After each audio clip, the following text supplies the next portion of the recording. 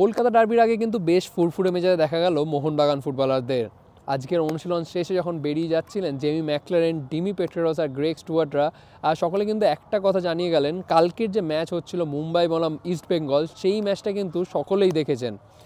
যদিও সেরকম ছন্দে নেই ইস্টবেঙ্গল, তা ওই ইস্টবেঙ্গলকে নিয়ে কিন্তু বেশ সতর্ক সকল মোহনবাগান ফুটবলাররা। আজকে অনুশীলনে কী কী করলো মোহনবাগান দল, সেই সমস্ত কিছু তুলে ধরবো এই প্রতিবেদনে।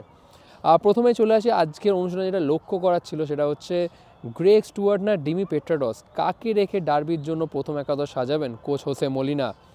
আজকের প্র্যাকটিসে একটু হলো একটা জিনিস যেটা স্পষ্ট হলো, হয়তো খুব সম্ভবত ডার্বিতে প্রথম একাদশের ডিমি পেট্রোরসের চেয়েও এগিয়ে রয়েছেন গ্রেগ স্টুয়ার্ট। হ্যাঁ, আমরা জানি হায়দ্রাবাদ ম্যাচেও তিনি পুরোপুরি ফিট ছিলেন না, তাও কোচ তাই কিন্তু শেষ কিছু মিনিট খেলিয়ে দেখিয়ে নিয়েছেন, ম্যাচ ফিট করে নিয়েছেন। আর ডার্বির আগে কিন্তু বলতে গেলে পুরোপুরি সুস্থ গ্রেগ স্টুয়ার্ট। আজকের অনুশীলনে ওই জায়গাটাতে কিন্তু গ্রেগ স্টুয়ার্ট আর ডিমি পেট্রোরস দুজনকেই কিন্তু খেলিয়ে দেখে নিয়েছেন কোচ মলিনা। তবে শেষ 20 মিনিট কিন্তু ডিমি পেট্রোরসকে বিশ্রাম দিলেন কোচ মলিনা। শেষ 20 মিনিট ডিমি পেট্রোরস কিন্তু দলের সাথে অনুশীলন করেনি, তাকে দেখা গেল ড্রেসিং রুমে ঢুকে খুব সম্ভবত ফিজিওর সাথেই কিন্তু তিনি ম্যাসিওরের সাথেই কিন্তু তার বাকি যে মেডিকেল ট্রিটমেন্ট, তিনি তো সদ্য চোট থেকে ফিরে এসছেন, সেই মেডিকেল ট্রিটমেন্টটাই পূরণ করলেন। বাকি দলের সদস্যরা বেরিয়ে গেল, ডিমি পেট্রোরসকে কিন্তু অনেকটা পরে বেরোতে দেখা গেল। তবে গ্রেগ স্টুয়ার্ট তিনি কিন্তু প্রথম থেকে শুরু করে শেষ পর্যন্ত কিন্তু দলের সাথে অনুশীলন করলেন। আর ম্যাচ সেশনের সময় যদি লক্ষ্য করা যায়, তাকে কিন্তু কেন্দ্র করে হয়তো খুব সম্ভবত ছক সাজাচ্ছেন কোচ হোসে মলিনা। ওই জোনটা ছাড়া কিন্তু বাকি প্রথম একাদশকে কিন্তু খুব একটা বদল দেখছি না। খুব সম্ভবত জেসন কামিন্সের জায়গাটাই নিতে চলেছে গ্রেগ স্টুয়ার্ট, আর সামনে ফ্রন্টে কিন্তু অ্যালোন স্ট্রাইকার জেমি ম্যাকলারেন, আর তা বাদ দিয়ে দুটো উইং অবভিয়াসলি মানবীর সিং, লিস্টন কোলাসো।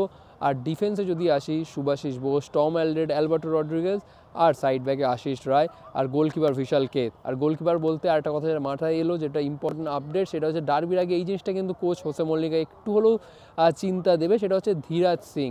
আবারও আজকের ট্রেনিংয়ে কিন্তু ধীরাজ সিংকে দেখা গেল চোট পেয়ে মাঠ ছেড়ে উঠে যেতে। যদিও ধীরাজ সিং ফার্স্ট গোলকিপার না, কিন্তু তিনি কিন্তু সেকেন্ড গোলকিপার। সুতরাং তিনি ডার্বির আগে সুস্থ না হলে সেকেন্ড গোলকিপার কাকে করবেন কোচ হোসে মলিনা, সেটা নিয়ে কিন্তু একটা প্রশ্নচিহ্ন। আজকে একদম অনুশীলন শেষে আমরা সবাই সাক্ষী রইলাম একটা অসাধারণ মুহূর্তে। আপনারা সকলে সুন্দরবন এলাকার একটা মোহনবাগান ফ্যান্স গ্রুপ রয়েছে, তারা রেগুলারলি প্রায় মোহনবাগানের ম্যাচ দেখতে আসেন যুবভারতীতে। যদিও তাদের 3 থেকে 4 ঘন্টা লাগে সল্টলেকে এসে ম্যাচ দেখতে, তাও তারা এই সমস্ত কিছুই উপেক্ষা করেও মোহনবাগানকে সাপোর্ট করতে আসে সল্টলেকে। আর আজকে তাদের জন্য ছিল একটা অসাধারণ মুহূর্ত। তারা একটা টুর্নামেন্ট অর্গানাইজ করছে, আর সেই টুর্নামেন্টের জন্যই তারা একটা বল এনেছিলেন মোহনবাগান ফুটবলারদের থেকে অটোগ্রাফ নেওয়ার জন্য। আর তাদেরকে কিন্তু ফিরিয়ে দিলেন না মোহনবাগান ফুটবলাররা। তাদের যে ইচ্ছাটা ছিল সেটা কিন্তু পূরণ করলেন ডিমি পেট্রোরস, জেমি ম্যাকলারেনরা। আপনারা দেখতে পাচ্ছেন সেই অসাধারণ ভিজুয়ালস। মোহনবাগানের প্রত্যেকটা ফুটবলার কিন্তু তাদের জার্সিতে, তাদের বলে কিন্তু সাইন করিয়েই তারপর অনুশীলন ছেড়ে গেলেন।